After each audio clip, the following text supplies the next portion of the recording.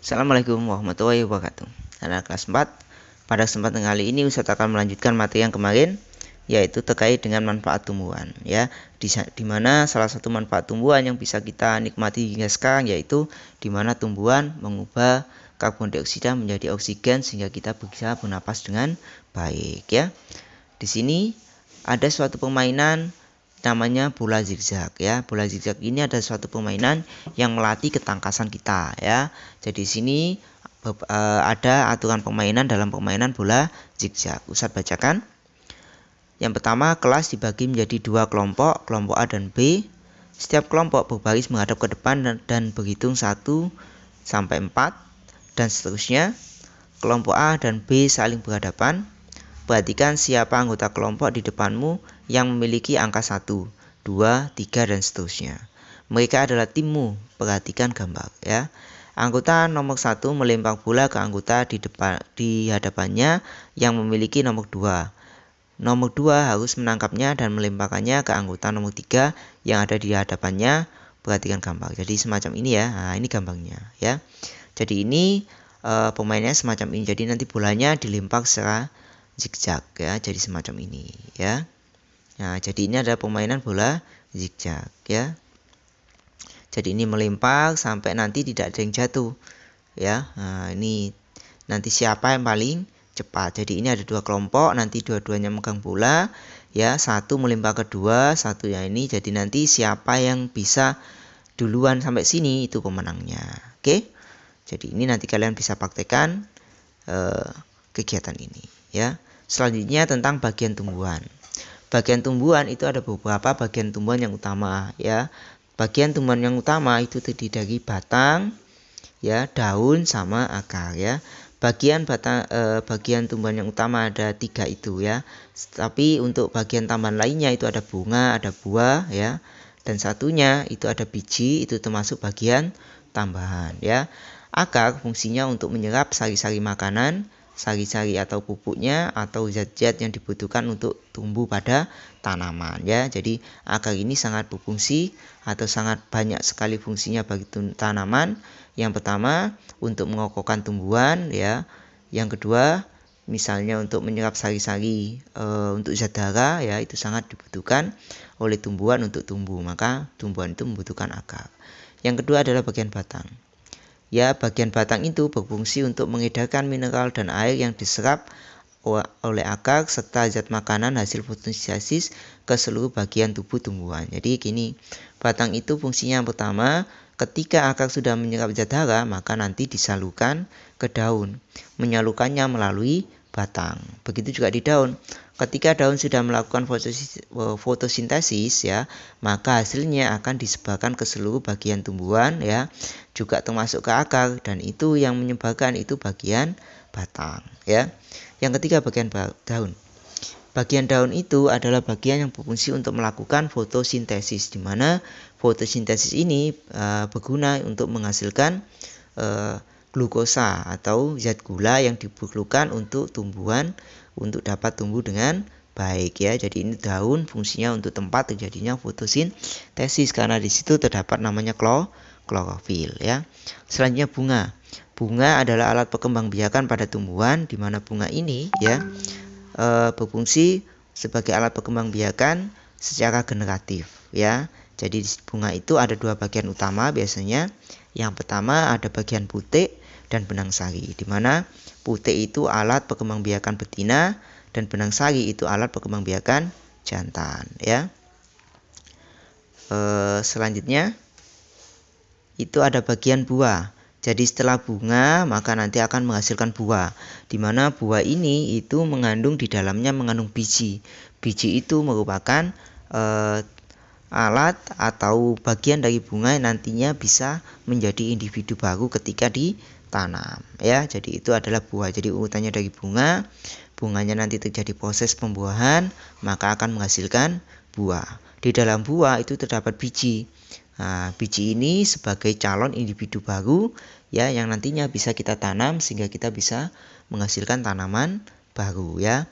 Di mana biji ini dibagi menjadi dua, ada namanya biji berkeping 1 atau monokotil. Yang kedua adalah berkeping 2 atau dikotil. Cara mengetahuinya dari mana? Kalau kalian memiliki biji, nanti kalian lihat apakah biji itu bisa dibelah menjadi 2 apa tidak.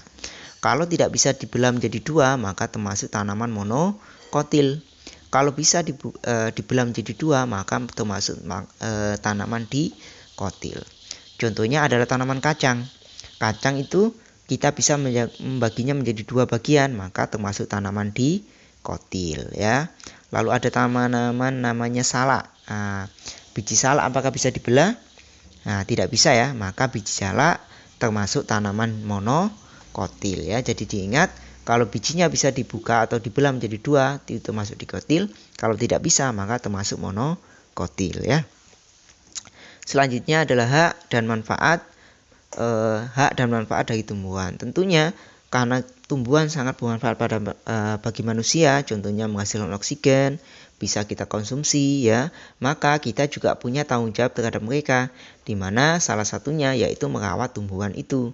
Kita harus tahu tumbuhan itu membutuhkan, yang pertama membutuhkan air, membutuhkan zat hara atau pupuk, dan yang ketiga membutuhkan sinar matahari ya. Jadi 3 hal itu kita harus perhatikan biar tanaman dapat tumbuh dengan subur dan baik ya. Contohnya di sini ada dua orang anak yang sedang merawat bunga, di mana bunga ini bisa dinikmati keindahannya ya. Jadi selain dinikmati keindahannya, ternyata bunga itu juga menghasilkan oksigen untuk kita, maka sudah menjadi tanggung jawab kita untuk merawat bunga itu dengan baik ya. Di sini ada beberapa pertanyaan terkait dengan hak dan manfaat dari tumbuhan. Coba nanti kalian kerjakan pertanyaan itu dengan baik ya.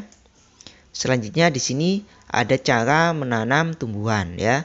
Jadi ini adalah beberapa langkah yang perlu kita ketahui ketika kita ingin menanam tanaman, terutama tanaman kita tanam dari biji ya. Yang pertama langkahnya adalah pilihlah satu macam biji yang bisa kamu tanam. Contohnya tomat, kacang hijau, cabai atau lainnya ya. Jadi ini kita memilih jenis tanaman apa yang kita tanam terlebih dahulu. Yang kedua, siapkan tanah dalam pot kecil atau kaleng bekas atau lainnya ya. Jadi langkah yang kedua adalah kita menyiapkan potnya atau tempat menanamnya ya. Yang ketiga, masukkan biji di tanah dalam pot kira-kira 3 cm. Jadi nanti kita masukkan biji itu ke dalam tanah ya, sedalam kira-kira 3 cm. Siram secukupnya. Setelah itu kalian siram dengan air. Siram tumbuhanmu di depan kelas, siramlah tumbuhanmu setiap hari. Jadi ini intinya kita rawat. Jadi setelah kita menanamnya, maka kita rawat tumbuhan itu dengan baik ya. Setelah nanti kalian bisa praktekkan untuk merawat tanaman ini sehingga nanti bisa tumbuh dengan baik ya. Selanjutnya adalah sikap baik terhadap tumbuhan ya. Jadi karena tumbuhan sudah memberikan manfaat yang banyak pada kita, maka kita harus pandai-pandai merawat tumbuhan tersebut. Contohnya salah satunya dengan menyiramnya secara teratur ya. Jadi kita menyiramnya, memberikan pupuk ya. Itu adalah tanggung jawab kita agar tanaman yang kita miliki dapat tumbuh dengan baik ya. Coba di sini ada kegiatan ya. Nanti kalian diskusikan kira-kira terkait dengan Lani, di mana Lani memiliki tanaman bunga atau tanaman, maka dia punya kewajiban untuk merawatnya. Nanti kalian diskusikan kira-kira apa saja yang ada di sini ya. Di sini juga ada kegiatan ya, ada yang merusak dan ada yang merawat tanaman. Coba nanti kalian jelaskan. Di situ ada beberapa pertanyaan yang terkait dengan kegiatan sesuai dengan gambar ya. Nanti kalian amati, kalian kerjakan dengan baik. Jika kesulitan nanti bisa tanya pada kakaknya, pada orang tua kalian atau ustadz-ustadzanya ya. Sekarang kita belajar terkait dengan menaksirkan nilai pecahan ya. Nilai pecahan yang kita bahas di sini adalah nilai pecahan untuk berdasarkan garis bilangan. Contohnya semacam ini. Kita ingin tahu letak dari 3/8. Maka kita harus tahu 3/8 itu letaknya antara 1/8 sampai 8/8 ya.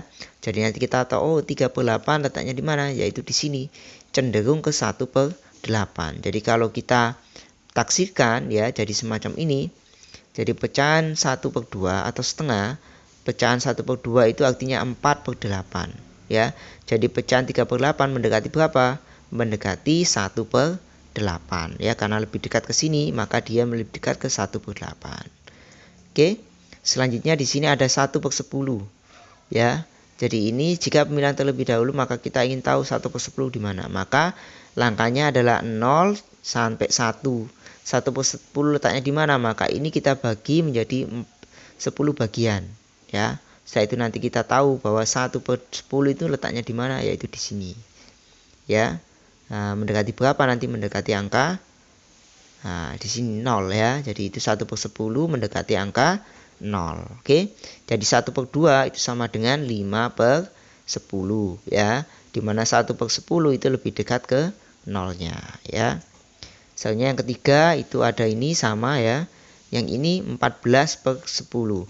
Karena ini 14 lebih besar ya, maka ini nilainya lebih dari 1 ya. Jadi ini lebih dari 1 maka letaknya nanti di sekitar sini ya, lebih besar ya. Maka nanti hasilnya berapa? Hasilnya tentu nanti mendekati 1 ya. Jadi 14/10 itu mendekati angka 1 ya.